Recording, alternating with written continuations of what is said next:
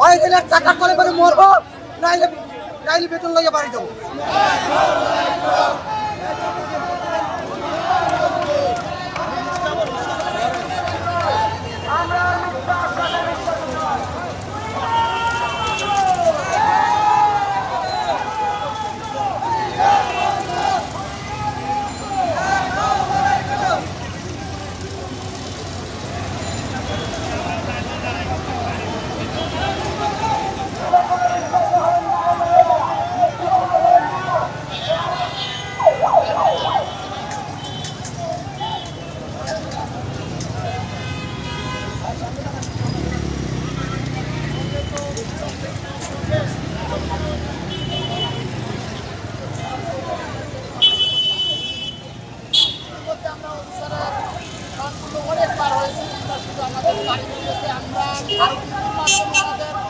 কয়েকবার জানান দিয়েছিলাম যে আমরা যদি আমাদের বেতন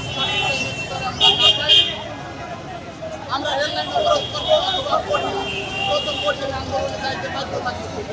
ওনারা এর এখনো আমাদের কোনো কর্মকর্তা দেখতে পাই না। ইতিমধ্যে আমাদের এক কলিগ ভাই মারা গেছে, তার দাফনের টাকা আমরা দোকানে মহল্লায় যাই তারপরে আমরা আমাদের এক কলিগ ভাইয়ের এখন সম্পূর্ণ করতে হয়। এটা খুবই দুঃখজনক, কারণ আমরা রেলে চাকরি করে, যারা কোম্পানি চাকরি করে তারাও মাস শেষে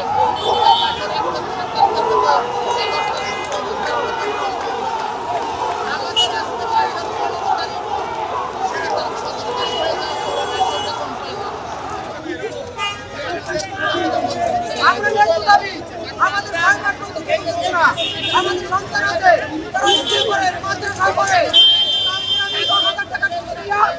আমার সন্তান মাদ্রাসা থেকে ছাড়াই আনছে।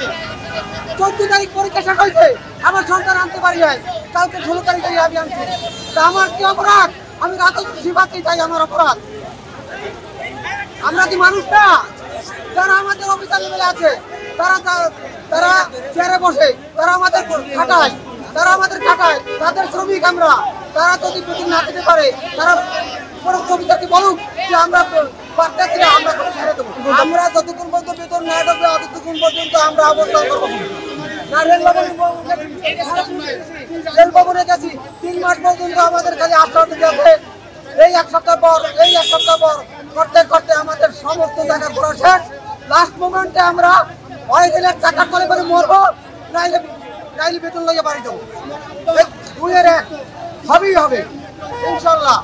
আমরা অনৈতিক কোনো দাবি করি নাই, আমাদের শ্রম দিচ্ছি, শ্রমের পয়সা চাই সঠিক সময়। ইসলামী আদলে শ্রমিক যদি তার কাজ করে, তার শরীরের কাম শুকাইবার আগে তাকে ন্যায্য পাওনা দিয়ে দেওয়া উচিত। তাই আমার দেশের যারা সরকার, যারা অফিসার, তারা কি করছে?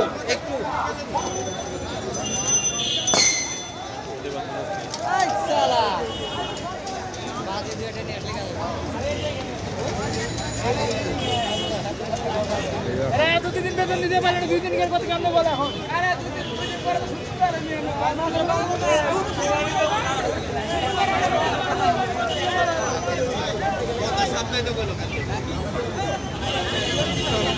জানে না ভালো লাগছে।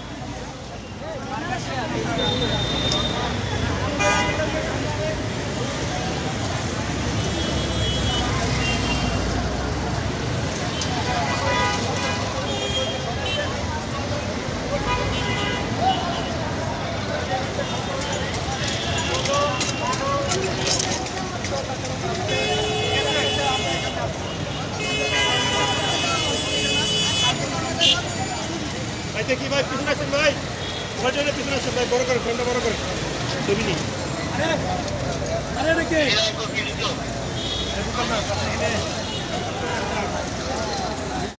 সংবাদ, ফিচার ও অনুষ্ঠানের জন্য ভিজিট করুন সংবাদ প্রকাশের ওয়েবসাইট এবং যুক্ত থাকুন ফেসবুক পেজ ও ইউটিউব চ্যানেলের সঙ্গে।